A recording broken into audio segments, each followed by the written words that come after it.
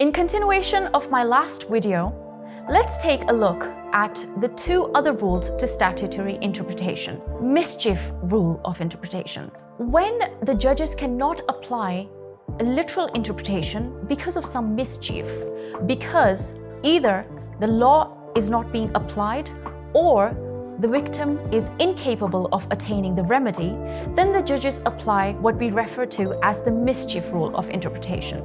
It is also referred to as Hayden's rule because Lord Coke described four main rules to describing when to apply this form of interpretation. 1.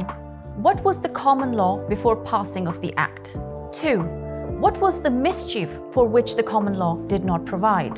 3.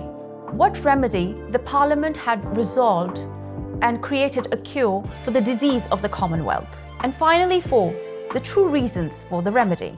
Let's demonstrate this with an example. Ohyson versus Hilton. In this case, a carpenter was on his way from work. He boards a train and the carriage is completely filled up. One of the passengers who's sitting on the seat objects to him entering. This makes him angry. When both of them exit the train and are on the platform, the carpenter removes a hammer from his tools and strikes the other passenger. He was charged under the Prevention of Crime Act 1953. Now, the issue was that this particular act prevented anyone from carrying offensive weapons in public places without lawful authority. In the case of the carpenter, the hammer was not an offensive weapon. It was a tool of his trade, and he had lawful authority to carry it too. So the mischief here is that the law could not be applied. Why?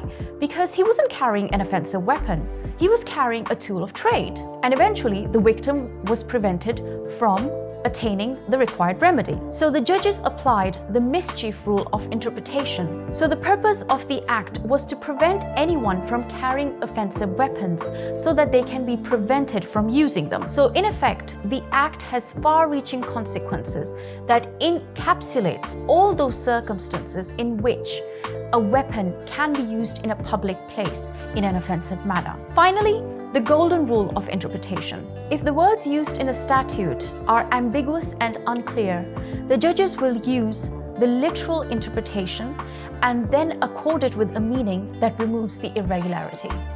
So that, ladies and gentlemen, were the four principles of statutory interpretation. Thank you.